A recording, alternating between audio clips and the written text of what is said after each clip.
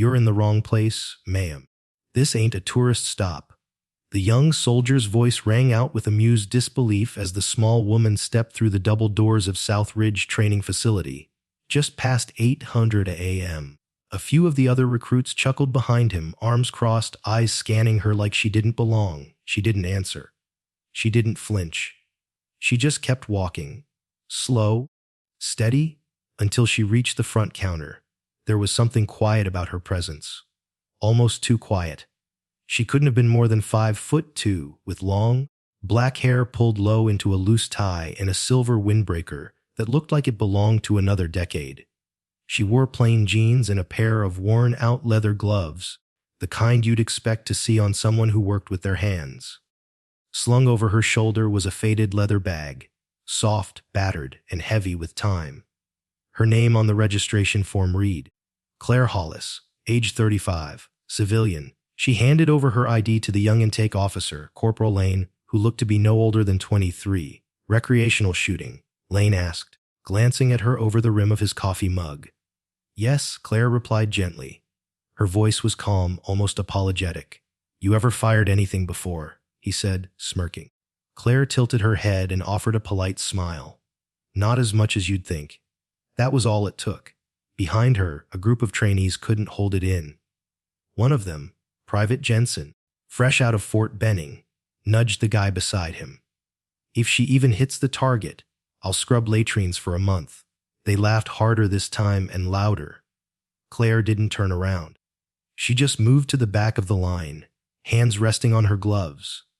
She looked like the kind of person who got lost in her thoughts. Or maybe she was just trying to ignore them, but there was something in the way she stood, straight-backed, centered, not nervous but composed. Not the kind of composed that came from trying to act confident. The kind that came from knowing. The kind that made old-timers feel quiet without knowing why. Another young recruit muttered, "Bet she's just here for Instagram pics." "Look at those arms," someone else whispered. "She gonna shoot or knit?" One more voice chimed in, a staff sergeant named Porter. $20 says she doesn't even know how to load a mag. Still, Claire didn't speak. Not once. She stood there like fog in the trees, quiet, immovable. When her turn finally came, most expected her to fumble with the gear rack like the usual civilian walk-ins did. But she didn't. Instead, Claire walked straight past the rifles, past the lockers, and approached the biometric control panel that operated the range's digital system. The machine that logged every shot, adjusted the targets, and ran specialized training scenarios. She removed her glove. The leather peeled from her hand like something ceremonial. And then, without hesitation, she pressed her palm against the biometric scanner. The system paused, hummed, then beeped. Suddenly, every overhead light dimmed to red. A chime sounded low and resonant. Then, in large red letters across the center screen, "Ki ji ni du mark, REAT divided." The room went dead silent. The noise, the jokes, the scoffing, all gone. Corporal Lane looked up from the desk, confused. "That can't be right." One of the senior instructors, Sergeant First Class Ray Monroe, stepped closer, squinting at the screen. "Widow Mark," he whispered, his voice tightening. "That's not a call sign. That's a protocol." The staff froze. Even Porter, the one who made the bet, had gone ghost white. From the back of the facility, a man in his 50s emerged in a rush. He was tall, square-jawed, with the kind of posture that never left a battlefield behind. His name patch read LT. Colonel Mason Rayleigh. And he looked like he'd just seen a ghost. "You," he said, staring at Claire like the wind had been knocked from his chest. "You're the one from Zone 6, the extraction team. The last one out." Claire didn't nod, didn't deny it. She simply placed her glove back over her hand and said quietly, "You weren't supposed to know." That was the point. For the first time, the younger soldiers realized they weren't in the presence of a hobbyist. They were in the presence of a legend. She didn't come in with medals. She didn't wear the patch. But the system remembered her, even when everyone else had forgotten. She had walked into the room like a shadow and triggered protocols buried so deep they were supposed to be erased with her. And for the first time, even the cockiest of them all couldn't speak. Because deep down they knew This wasn't just a civilian. This was someone who had survived what others hadn't. Someone who had walked through fire and never came back to brag about it.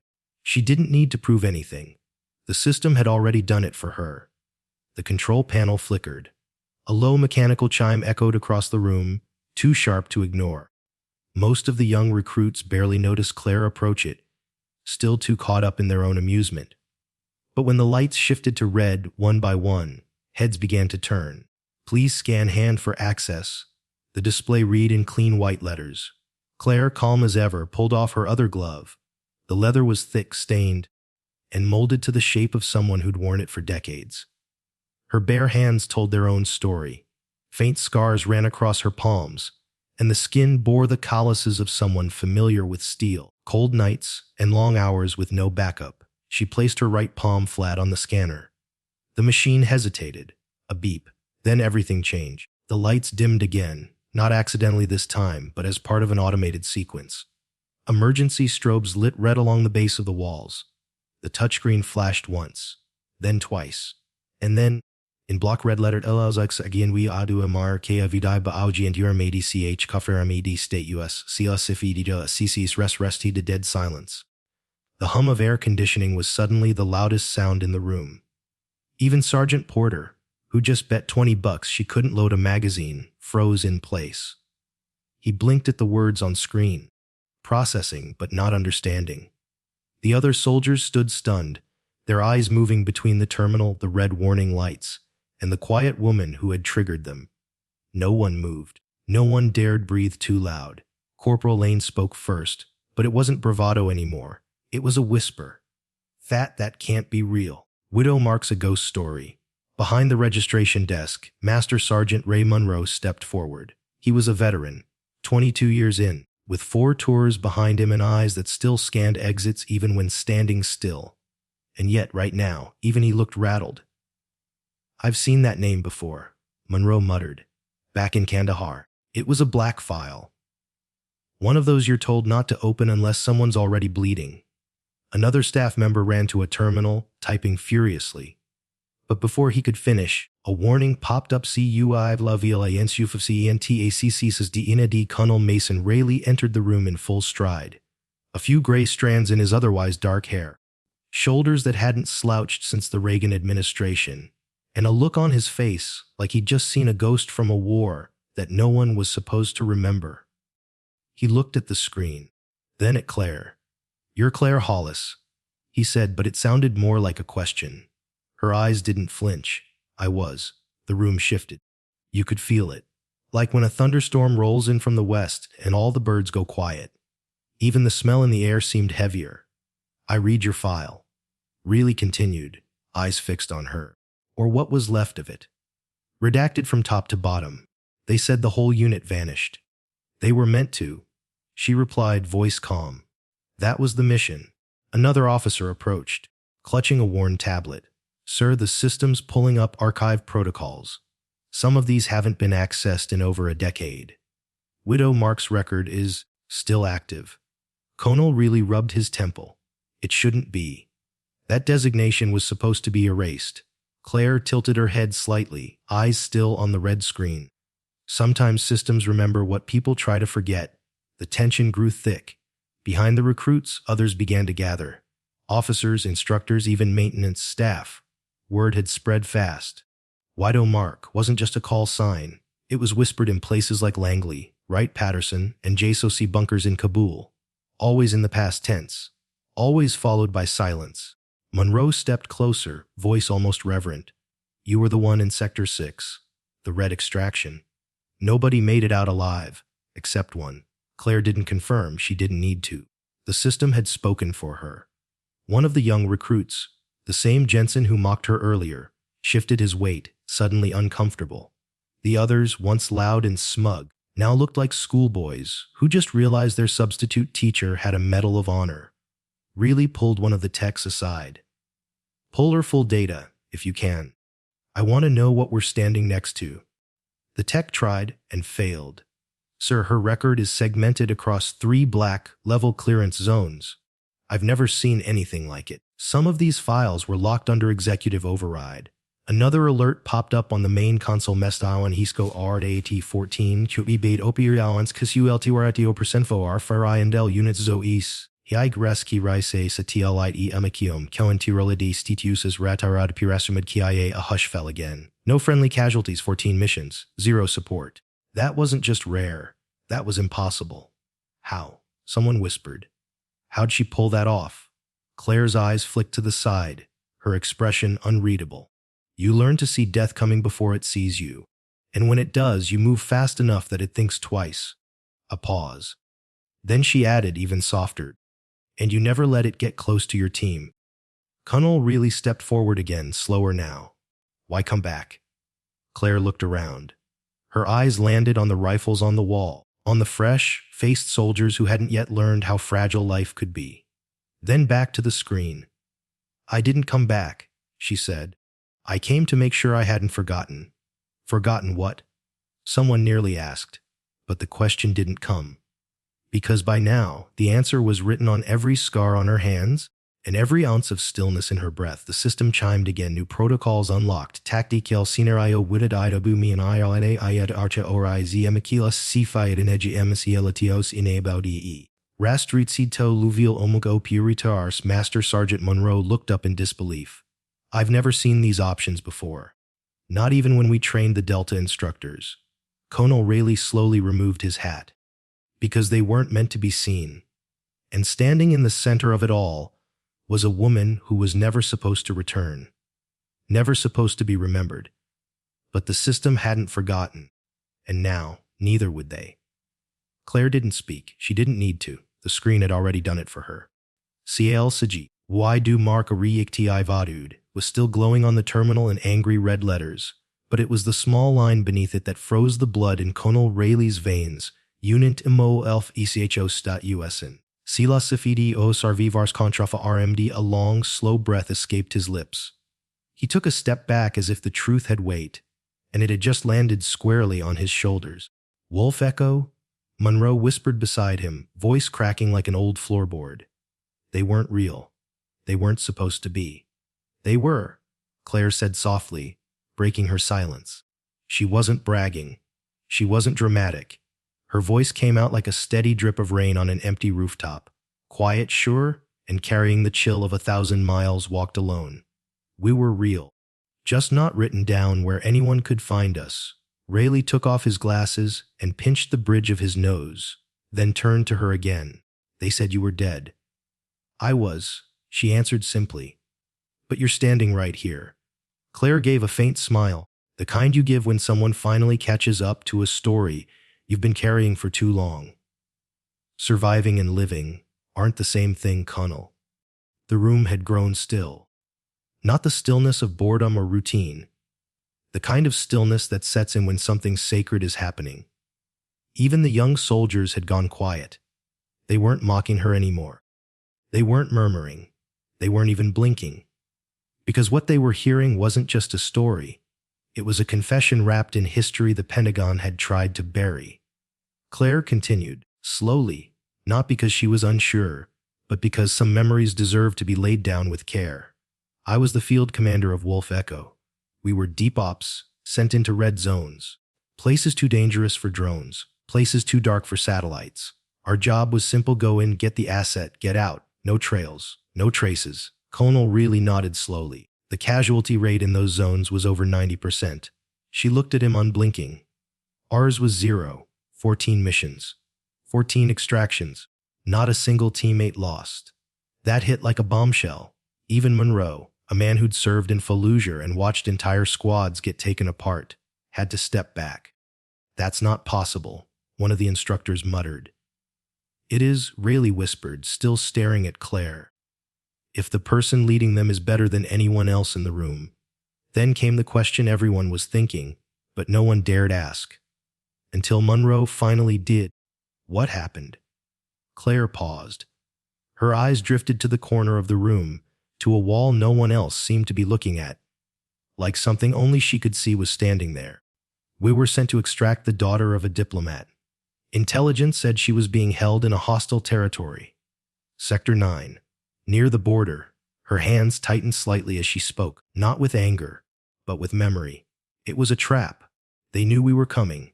They had our routes mapped, our fallback points compromised. We were surrounded before we touched down. Another long pause. I ordered the team to fall back to the secondary rendezvous. Told them I'd create a distraction. Draw them away. And you did? Monroe said. Claire nodded. I made them believe the entire unit was moving east. I kept them chasing me. For 3 days. 3 days. In enemy territory. Alone. Outnumbered. They searched the extraction zone once they lost me, she said, her voice a little lower now.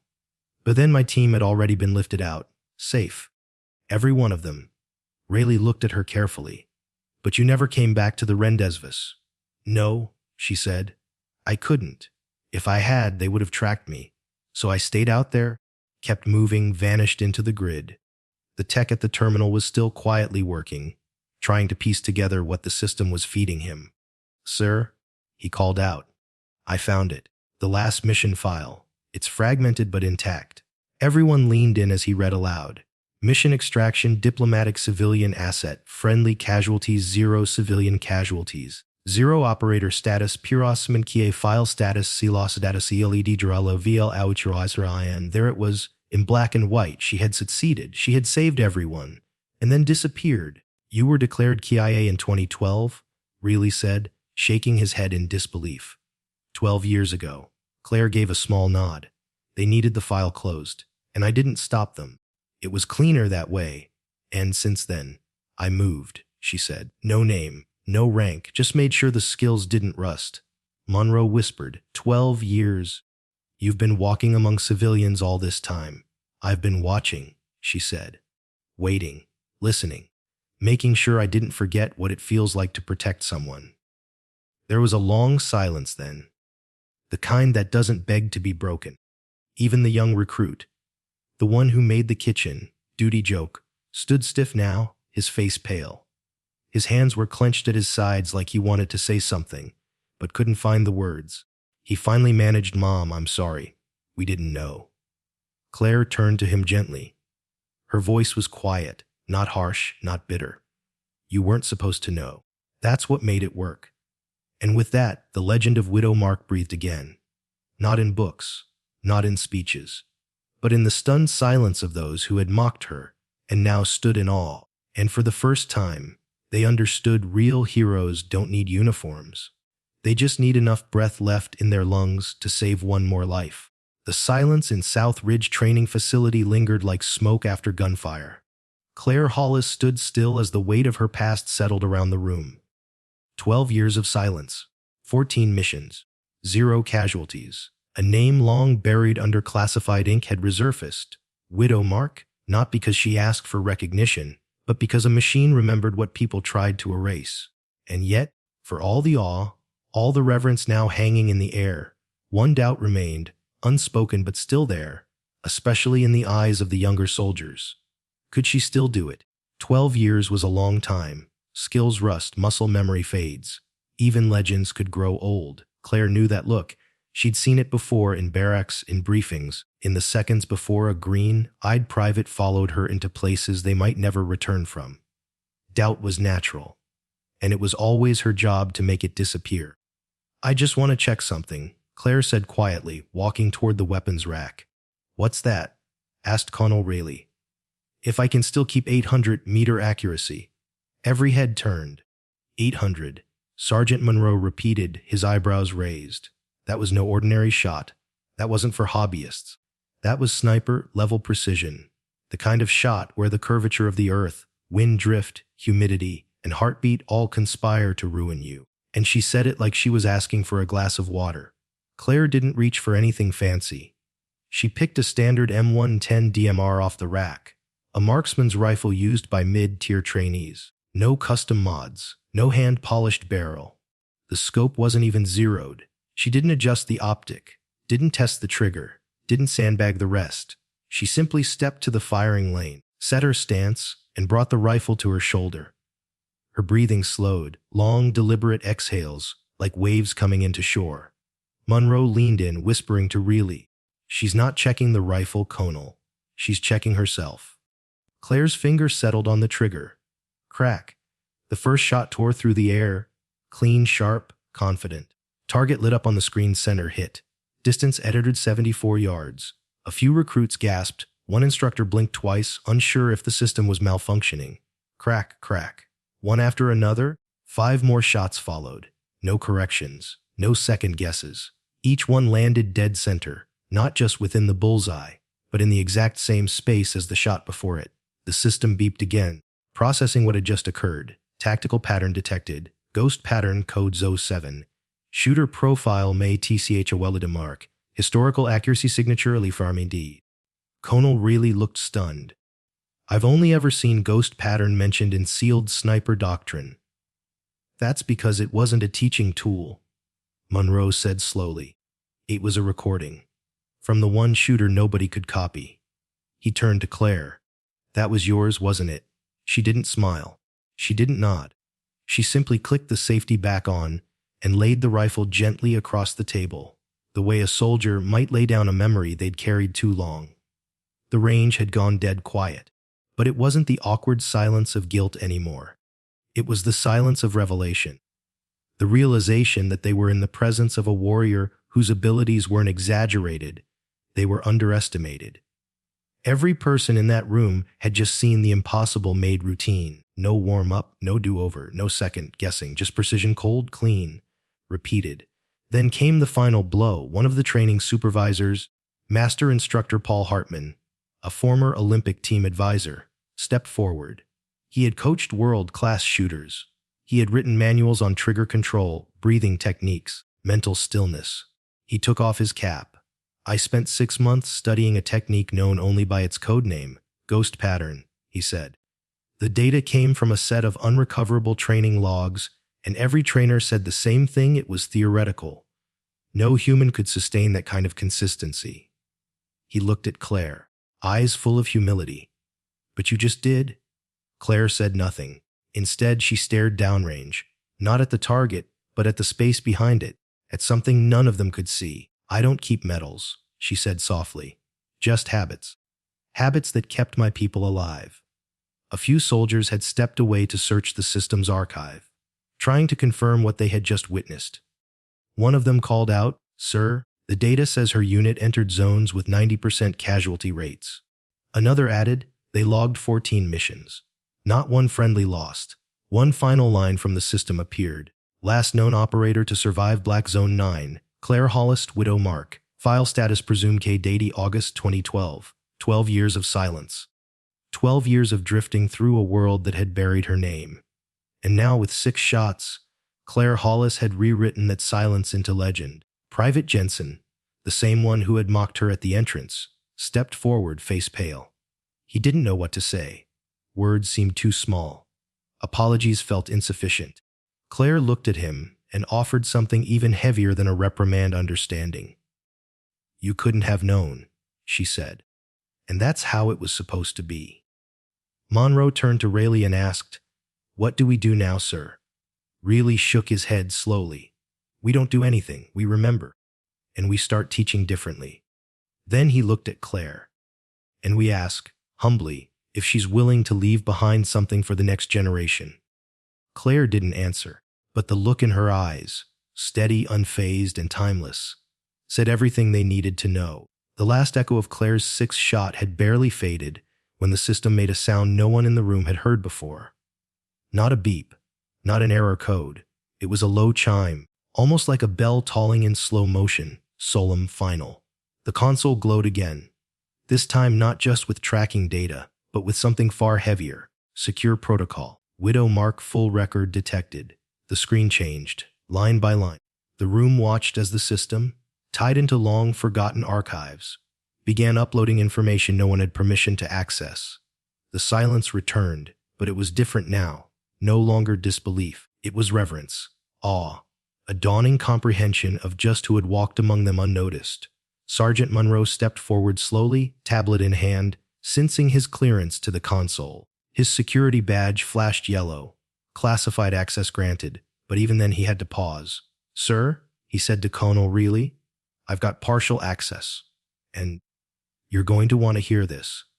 He read it aloud, each line heavier than the last operator call sign Widow Mark, real name Claire Elizabeth Hollis assignment. Deep Operations Unit Duo LFECHO confirmed missions 14 operational environment satellite blackout to 0 support dra hostile territory friendly casualties 0 civilian casualties 0 survival rating 100% for protected personnel. Someone let out a shaky breath.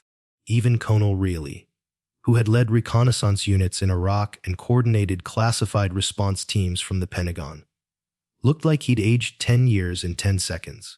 This isn't just rare, he said quietly. It's mathematically impossible. Monroe nodded. That's what everyone thought. That's why they assumed the records were fictional. A ghost story passed around in the field. One of the instructors, Sergeant Dana Hall, who had once served in intelligence liaison roles, muttered under her breath, "No way she operated in blackout zones. You can't run ops without real-time satellite support. You'd be blind." Claire, still standing beside the rifle rack, turned slowly. "You adapt," she said. "You learn to feel terrain, wind, sound. You memorize every fallback path. You build internal maps because you know your teammates' lives depend on them." Hall didn't argue. She didn't need to. Because the next file that popped up on screen said it all. Operational specialization, asymmetrical engagements, hostile terrain navigation, notable performance, navigated 3. Day escape route without GPS, compass, or external communication result. Enemy diverted from extraction site, all friendly units evacuated. It was the mission they had just heard about. Her final one, the trap, the escape, the misdirection, and now, it wasn't just a story told in whispers. It was fact. One by one, the recruits who had laughed when Claire arrived found their eyes dropping to the floor. Shoulders straightened, arms lowered. Private Jensen, whose jokes about kitchen duty were still fresh in everyone's memory, now stood at full attention. Pale, speechless, and deeply ashamed. No one had told them the truth, but the system had, and it had done so with the cold neutrality only a machine could possess. No emotion, no ceremony, just the facts in red and black biometric signature. 100% match operator status or EDA classified protocol access, restored clearance level. Omega. Colonel Reilly stepped forward, his voice low and almost reverent. "There are only 3 Omega level protocols left in the entire system." Monroe looked at him, and she just reactivated one of them with a fingerprint. "Why now?" Hall asked. "Why today? Why this facility?" Claire turned her head, slowly scanning the faces around her. Soldiers, instructors, observers, all frozen in quiet shock. "I didn't plan this," she said. "I just needed to make sure I hadn't lost it." "What?" Hall asked. Claire looked down at her hands. "The instinct, the judgment, the responsibility." She flexed her fingers as if remembering the weight of lives once carried there. "I've spent 12 years walking in silence," she said. "It changes you. You start wondering if the person who could have made those decisions still exists, or if she disappeared with the last radio signal." Another alert sounded. The console wasn't finished. Archived engagement simulation available. Level black scenario access. Granted. Widow Mark protocol active. Mission tags. Anti-drone swarm. Urban extraction. Hostile tech environment. Even Reilly stepped back at that one. That scenario was shelved after Project Valkyrie failed. "We lost 3 entire fire teams trying it in training." The implication was clear. Claire hadn't just passed some shooting test. The system was treating her return like a strategic asset re-entering the board. Not a civilian, not a veteran, a weapon, a living protocol. And still, Claire remained silent. Sergeant Monroe, who had watched all this unfold, turned toward the rest of the soldiers. His voice, for once, was not gruff but calm. "I want you all to remember something," he said. "Everything we just saw, the scores, the files, the records, it all confirms what most of us never understood." He pointed gently toward Claire. "That the quietest person in the room might be the one who screamed loudest when no one else was left." Claire reached for her gloves. She pulled them on, one by one, methodically, not out of routine, but ritual. The scars, the calluses, the stories tucked away again. "I'm not here to teach," she said almost to herself. But Reilly stepped forward, stopping her. "Then at least leave us something." Claire paused, thinking. Then finally, she nodded once and walked over to the master logbook. the same one used to record range notes and training anomalies. She took a pen and, in clean cursive, wrote, "If you meet someone who doesn't talk much, don't laugh. They might have already said too much to people who never came back." She placed the pen down and walked out, just as quietly as she had arrived. By now, even the air inside South Ridge Training Facility felt heavier, as though the room itself had absorbed the weight of everything revealed. The screen had gone dark again, returning to its standby glow, but no one moved. Not the colonel, not the instructors, not the soldiers. They were all still watching Claire Hollis, no longer a stranger in a silver windbreaker, but someone history had tried to bury under silence. Colonel Rayleigh finally spoke, his voice low and dry. 12 years off the map. 12 years presumed dead. That's not just survival. That's sacrifice. Claire turned her eyes toward him. They weren't hard. They weren't defiant. They were calm, as if what she was about to say had already been rehearsed in her head 1,000 times. "It wasn't the mission that broke me," she said. "It was what came after." Everyone leaned in, not physically but emotionally. The entire room was held in her orbit now. "I led them into Sector 9, she said, her voice steady. "The intel said it was a temporary holding site. 1 in, 1 out. Quick extraction. But the enemy had set a trap. They wanted us, not the girl." The room remained still. She didn't need to explain who they were. Anyone who had served knew there are enemies that carry flags, and then there are the ones that don't. "I gave the order to split, sent the team to the fallback site. I told them I'd meet them in 6 hours. She paused. "But I never intended to meet them." Colonel Rayleigh furrowed his brow. "You knew you wouldn't make the rendezvous. I knew they would, if I didn't lead the enemy to it." It sank in slowly. She wasn't caught. She volunteered. She stayed behind to make herself the target. Not because she had to, but because it was the only way to guarantee her team survived. Sergeant Monroe swallowed hard, eyes fixed on her. "So you walked into their hands. Alone." Claire nodded. "Made them believe I was the last one. Led them east, deep into blackout territory. No comms, no GPS. Just instinct and bad terrain." "How long were you out there?" one of the younger soldiers asked quietly. 3 days, she said. "Moving at night, hiding by day, never stopping. They kept hunting me, and I kept feeding them just enough to keep them chasing." "You got out?" Rayleigh said. "Eventually. I did. But by the time I crossed the final perimeter, the extraction had already taken place. The mission was sealed. My team had been pulled out, debriefed, declared safe. And you?" She exhaled. "Listed Kia. The system had confirmed it. Official death. No further pursuit. Case closed." She could have stepped forward, could have filed a report, could have come back. But she didn't. And Monroe, a man who had seen enough to recognize silence when it meant something, asked the only question that mattered. "Why stay gone?" Claire looked down at her gloved hands, slowly folding them together. "Because they needed a clean ending. A final chapter. If I came back, the records would reopen. The unit's name would resurface. Their lives would never be normal again." She looked up, meeting his eyes. They had families, careers, children on the way. I was the one with nothing to lose. The room was dead silent, not out of obligation, out of grief, out of shame, out of respect. 12 years, not in hiding, not in fear, but in service, the kind no one sees, the kind no metal could ever recognize. "So what did you do?" Rayleigh finally asked. "Afterward, I moved, changed names. Never stayed in one place too long. You worked civilian jobs?" "Some," she nodded. "I fixed fences in Wyoming, changed tires outside Amarillo, waitressed near a military base in Montana for almost 6 months. Why near a base?" Her lips curled faintly. "Sometimes it helped just to hear the sounds. Marching boots, target drills, radio chatter, reminded me I was still someone. And the shooting," she nodded again. "Every few months I'd find a range. Make sure I hadn't lost it. Skills fade if you don't use them.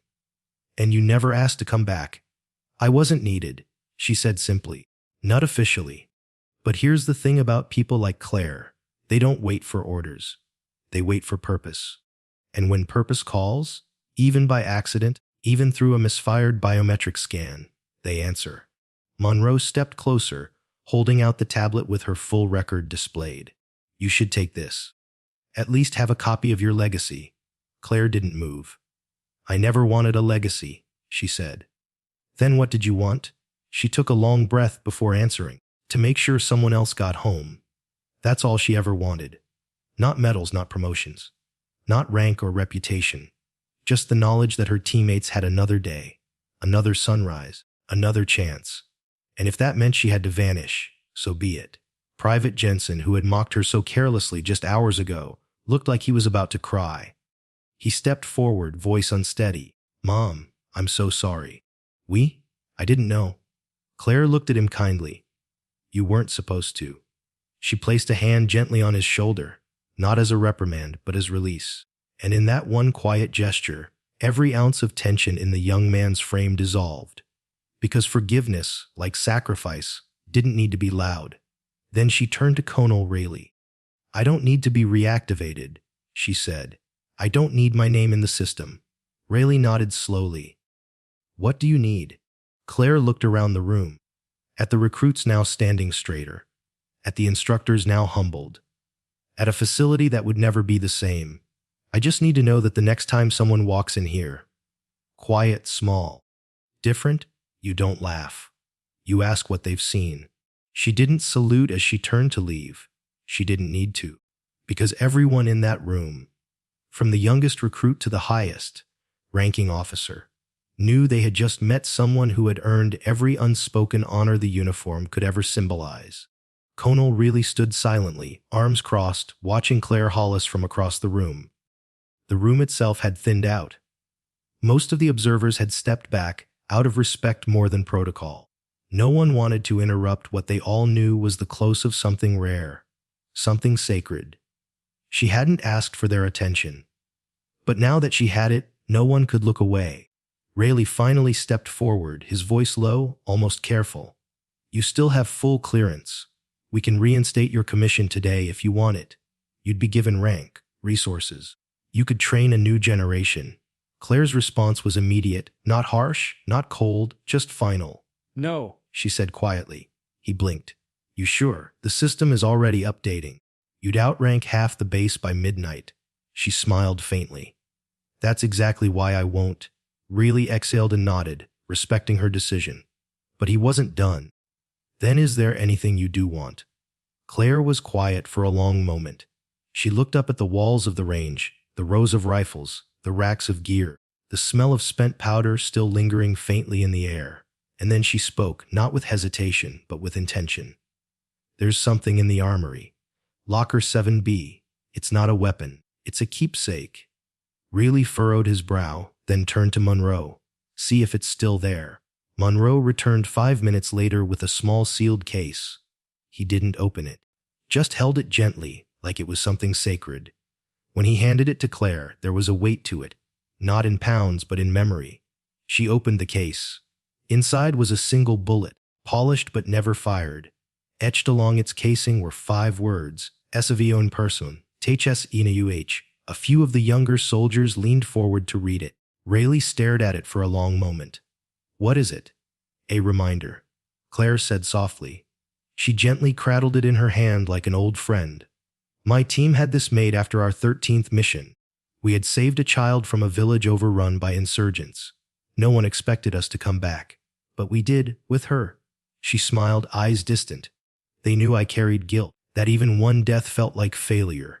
So they made this not for the gun but for me. To carry.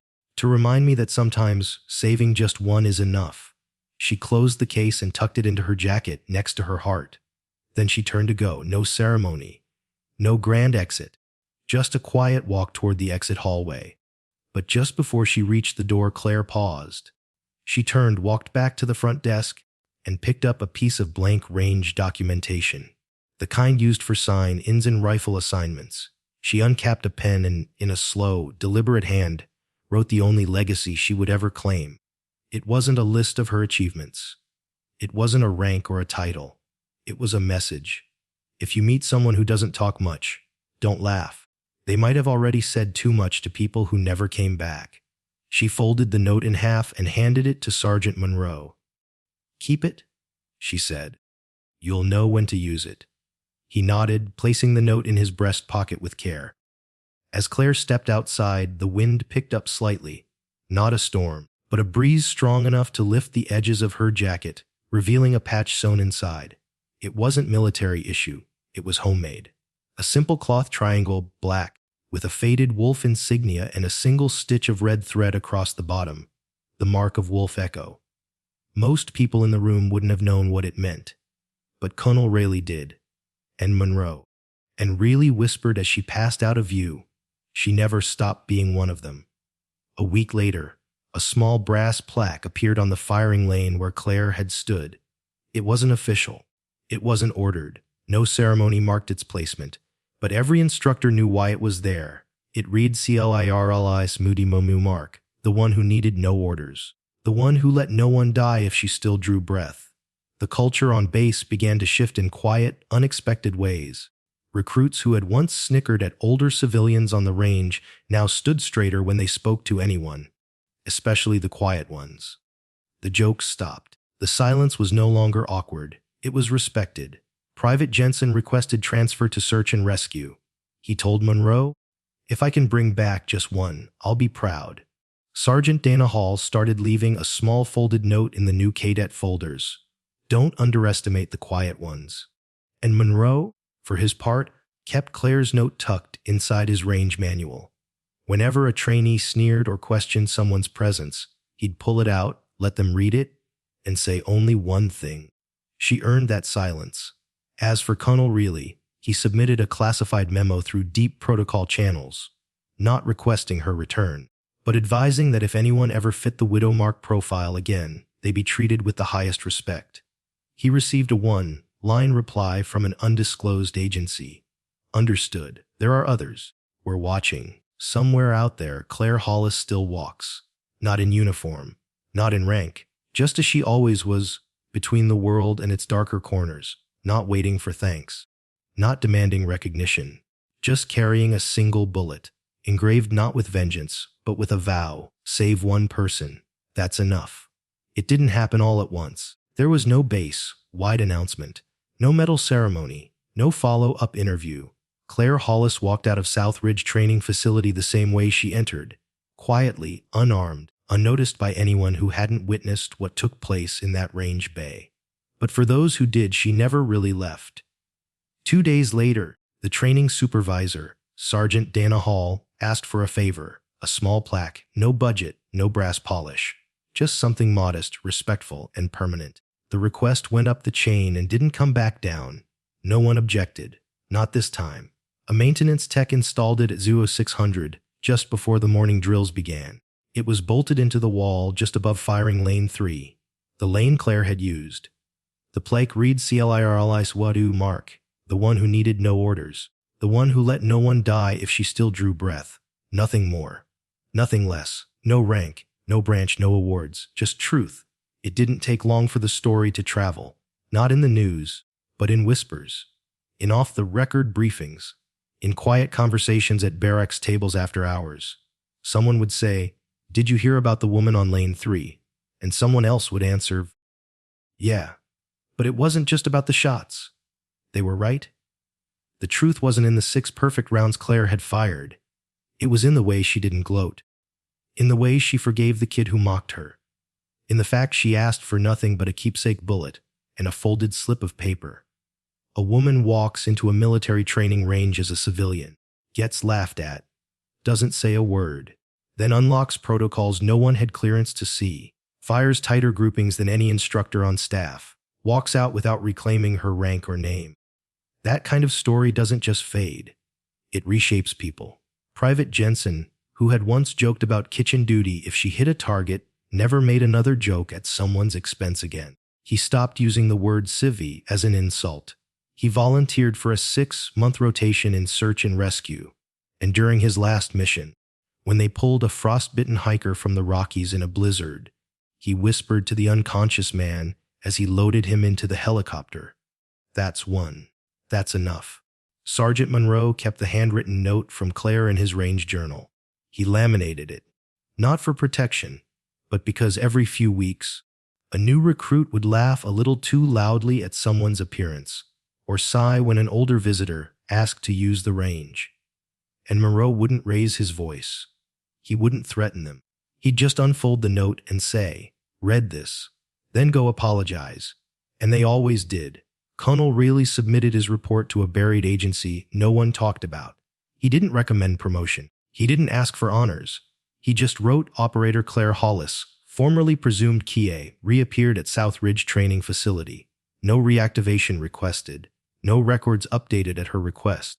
But the system remembered. So did we. The response he received weeks later was brief. Acknowledged. Her record remains open. Her example stands. Within a month, instructors noticed a shift in the recruits. It wasn't just discipline. It was something deeper. Respect. They stopped assuming. They started listening more. When someone showed up on the line with shaky hands or quiet eyes, they no longer rushed to judgment. Because now, every young soldier on base had the same question echoing quietly inside them. What if this one's another Claire? And maybe most telling of all, firing Lane 3 became different. Not officially, but no one touched it without permission. The instructors treated it with quiet reverence, like a memorial that still breathed. Sometimes an older veteran would come to the facility, one with a slight limp or a quiet cough or a nervous energy they couldn't shake, and they'd ask if there was a lane available. And the staff would gently guide them to Lane 3. No one would say it out loud, but every single one of them hoped, in the quiet corners of their minds, that maybe Claire had stood beside that person once too. Maybe this one had a ghost inside them too. And maybe, just maybe, Lane 3 was where those ghosts found peace. What Claire Hollis left behind was never meant to be a monument. It was a message. That courage doesn't always announce itself. That heroes don't always wear patches. That the loudest kind of leadership might be the kind that never asks for credit. One night, long after the range had closed and the lights were dimmed, Sergeant Monroe walked past Lane 3 on his way to lock up. He paused, stood in the silence, and for a moment he imagined her there, small frame, gloved hands, silver windbreaker, back straight. He whispered softly, "I hope wherever you are, you know what you left here." Because sometimes all it takes is one person, one silent lesson, one moment of truth, to make an entire generation think twice. Final note: legacy doesn't need a uniform. Claire Hollis will never be in the textbooks. Her file will never appear in public archives. There will be no medals, no parades, no honorary plaques on marble walls. But in a forgotten lane at a military range, there's a small brass plate with her name. And every recruit who steps onto that line is told the same thing. Don't underestimate anyone. The quiet ones. They've usually seen more than you ever will. Sometimes. The strongest person in the room isn't the one shouting commands. It's the one sitting in the corner. Quiet, unnoticed. Who's already walked through fire so others wouldn't have to. Claire Hollis didn't ask for recognition. She didn't wear her past like a badge. She didn't talk about what she had survived, because the people she survived for were still alive, living better lives thanks to her silence. She taught us something that's easy to forget in today's noisy world. Courage doesn't need an audience. Honor doesn't need a uniform. And real heroes rarely need to speak. So the next time you meet someone who seems different, maybe quiet, maybe older, maybe carrying something you can't see, pause, look again. Ask not what they've done, but what they might have chosen to carry quietly. Because those who don't boast often carry the stories that would break the rest of us. Have you ever known someone who lived with that kind of quiet strength? Do you believe some of the greatest heroes go unrecognized? Tell us in the comments. Your story, their story, or a simple thank you to someone who never asked for one. And if this moved you even a little, if you believe the world needs more stories like this, please subscribe, not for the numbers, but so more people remember that silence isn't weakness. It's wisdom wrapped in sacrifice. Subscribe, leave a comment, and share this with someone who might need to hear it. Because the quietest people are often the ones who've screamed the loudest when it mattered most.